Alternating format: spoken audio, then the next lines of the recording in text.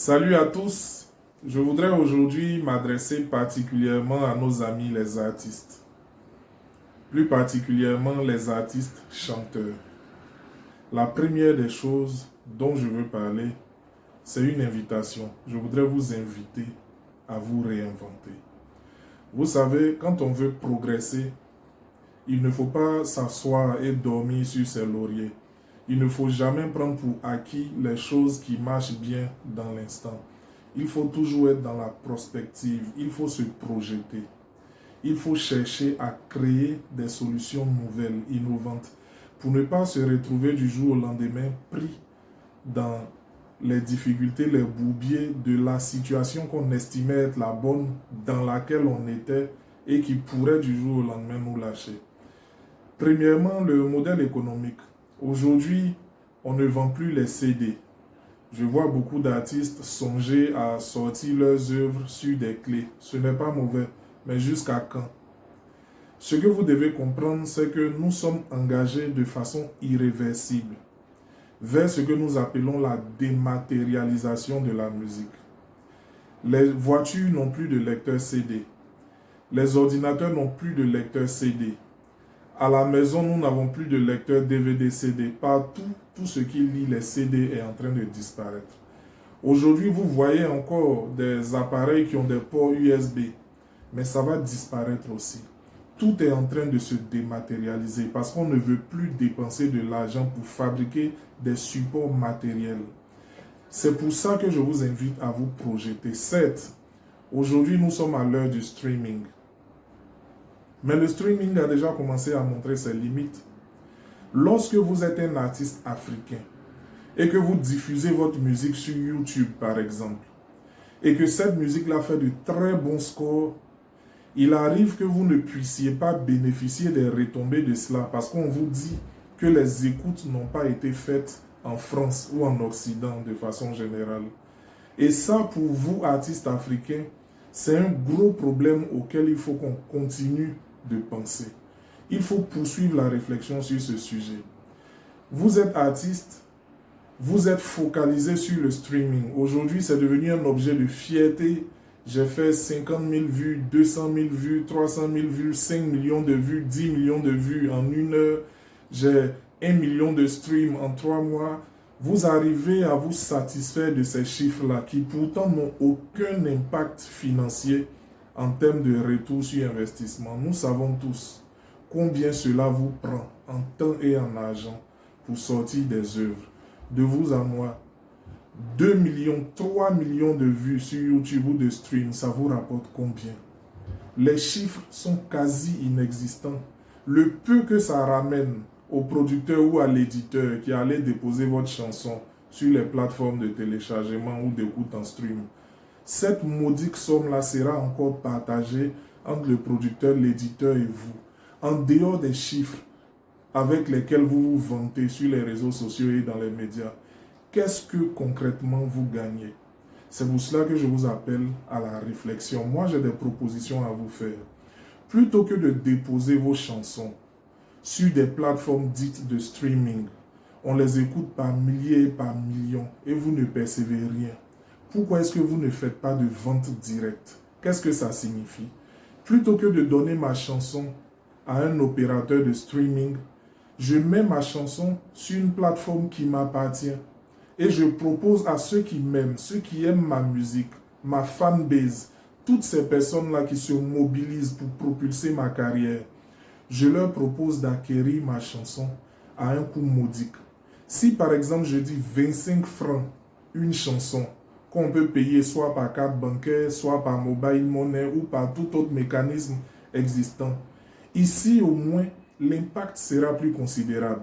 Si la chanson de Debordo, Djeneba Djaba, avait été mise en vente à 25 francs, dans un contexte où toute la Côte d'Ivoire et une grande partie des mélomanes africains étaient déterminés à lui apporter son soutien, si on avait saisi cette opportunité pour vendre cette chanson à 25 francs, aujourd'hui, à 10 millions de vues, on aurait tous contribué à remettre entre les mains de Debordo la somme de 25 millions. Ces 25 millions-là, ces 25 millions-là, il ne les aura jamais avec les 10 millions de streams qu'il a fait. Tout ce que Desbordeaux peut espérer avoir, aussi bien sur YouTube que sur les plateformes d'écoute, ne peuvent pas lui donner, dans les temps où nous sommes là, le montant de 25 millions. Ce n'est pas possible. En dehors de la fierté d'avoir battu un record, il n'y a eu aucune incidence économique en termes de retombées avec ce gros succès. Ça, c'est une anomalie. Et c'est une interpellation pour vous, artistes africains, que vous devez changer de paradigme, vous devez changer de modèle. Vous devez réfléchir à des solutions qui sont bonnes pour vous, qui vous donnent des résultats concrets. C'est à cela que je vous invite. Donc, pour me résumer, il faut rejeter en bloc le fait de mettre en exclusivité tout ce que vous faites sur les plateformes de téléchargement. Créer des systèmes, les solutions existent déjà pour permettre aux mélomanes d'acheter vos musiques. Même si ce n'est pas 25 francs et que c'est 20 francs, 15 francs, 10 francs, au moins cet argent-là vous revient. Et les exploits que vous allez réaliser en termes de volume d'écoute vont vous payer directement plutôt que des gens qui ne sont même pas artistes, qui font des plateformes de téléchargement, ils ne connaissent rien à la musique, ils hébergent votre musique et ils vous paient des miettes alors qu'eux se taillent la part du lion. Ce n'est pas normal et ça doit changer. Sur le second point, je voudrais parler de la richesse culturelle que notre terroir nous offre. Les artistes ivoiriens en particulier ont été longtemps complexés. Complexés par leur langue, complexés par leurs instruments traditionnels de musique. Tous ceux qui se sont hasardés à chanter, à créer des chansons et de la musique inspirée de leur background traditionnel, on les a enfermés dans un vocable honteux parce que c'est péjoratif de dire musique tradie moderne. On les a enfermés dans cette famille-là de musique-là. Et pendant longtemps, ils étaient présentés comme des artistes sectaires, c'est-à-dire des gens qui appartiennent à des groupes ethniques, claniques, et ils n'étaient bons que pour animer, voilà, dans ces environnements-là. Mais aujourd'hui, vous avez observé que même parmi ceux qui font de la musique dite moderne, il y a de plus en plus de gens qui insèrent des trésors tirés de nos langues, tirés de nos chants traditionnels.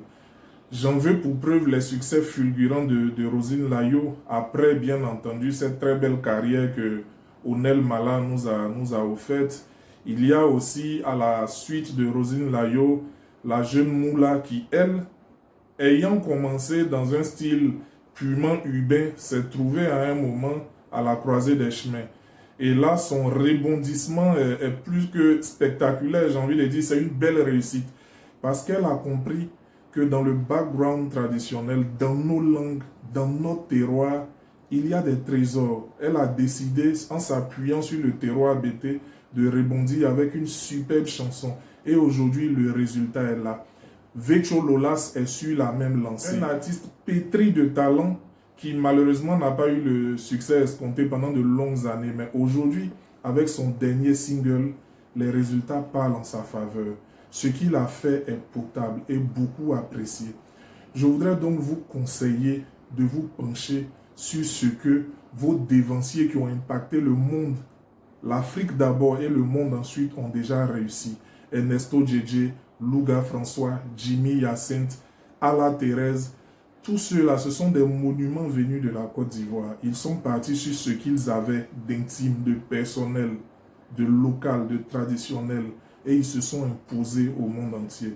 Aujourd'hui, John Yalé le réussit parfaitement et son actualité est assez éloquente à ce sujet. Revenez au terroir, il y a de nombreux trésors à montrer au monde entier et cela va vous permettre de vous repositionner et de durer dans le temps. Il y a un autre point qui pour moi est essentiel. Vous savez, on ne peut pas, dans le monde interconnecté d'aujourd'hui, faire la différence entre l'artiste, c'est-à-dire celui qui crée le produit artistique, et la personne que cet artiste-là est dans la vraie vie. Les publications que vous faites, faites attention à ce que vous dites, faites attention à ce que vous montrez. Lorsque vous êtes un artiste, et que vous faites les médias, vous renvoyez à l'esprit des gens une image d'une personne à qui on s'identifie, à qui on veut ressembler. Vous êtes un modèle parce que vous êtes adulé.